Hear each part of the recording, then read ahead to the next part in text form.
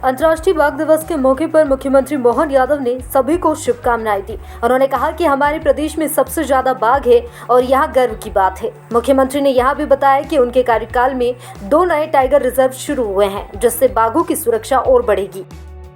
बाघ है उससे आधे से ज़्यादा बाघ अपने देश के अंदर है और देश में सबसे बड़ा अगर कोई राज्य बाघ को अपने राज्य के अंदर गौरव से रखता है वो राज्य मध्य प्रदेश है। और हमारे लिए सौभाग्य की बात है कि अभी हमारी सरकार बनने के बाद 2 tiger reserve doctor Vishnu सिद्धर Wakankar Ratapani और माधव नेशनल पार्क, ये दोनों टाइगर अभयारण्य हमारे द्वारा बनाए गए।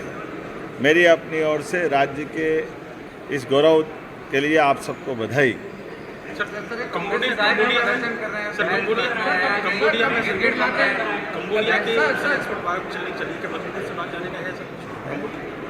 कंबोडिया में बाघों को एक्सपोर्ट करने की बात चली भारत सरकार के द्वारा। मध्य प्रदेश टाइगर स्टेट है, तो क्या ऐसा कुछ है कि मध्य प्रदेश से बाघ वहाँ जाएंगे? सबसे ज़्यादा बाघ हमने तो हमारे बाघों को संरक्षित करके गौरव हासिल किया है। हमने अपने वन्य प्राणी की पूरी चिंता करने के बाद अगर कोई किसी सरकार के द्वारा यथा योग्य प्रकार से वन्य जीवों का नियम अनुसार हस्तांतरण करने में तो हमारे पास वो अच्छे प्राणी हमको दे दे तो हम कुछ बाघ भी देते हैं। लेकिन हमारे सभी प्रकार के जू, हमारे सभी प्रकार के वन्य प्राणी विहार, इन सब के अंदर हमने आगे प्लान बनाया है कि हमारे अपने टाइगर रिजर्व के पास में बफर जोन में भी टाइगर सफारी भी प्रारंभ करेंगे।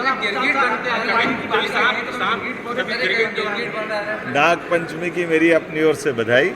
आज मैंने सदन में भी मेरे विधानसभा के मित्रों को, खासकर अपोजिशन के मित्रों से कहा है कि आप 2.5 लाख से ज़्यादा वोटरों के बीच में से चुन के आते हैं, तो चुन के आने के लिए अपनी मर्यादा के आधार पर आपको पूरा अधिकार है। आप फ्लोर पे बोले, सदन में बोले, महात्मा गांधी जी के सामने अपना शांतिवादी जो आपको बात रखना वो सब रखे। लेकिन अब आपको तो फ़र्क पड़ता नहीं है।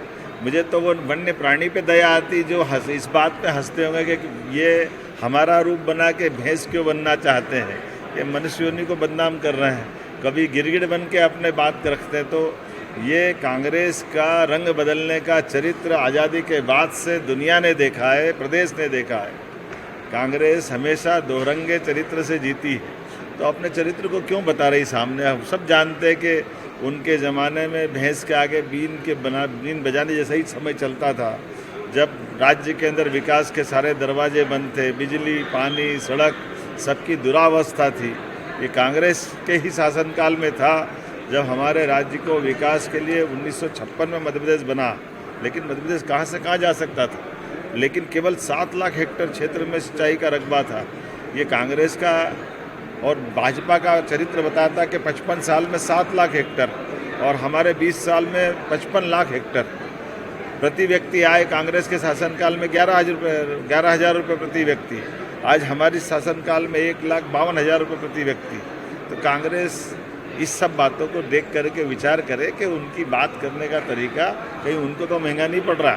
एक बात। दूसरी बात, मैं कल के चरित्र के लिए भी कहना चाहूँगा, कांग्रेस अलग अलग समाज को भड़काने का काम करती है, जबकि सारी चीज़ों में उनका ही इन्वॉल्वमेंट है।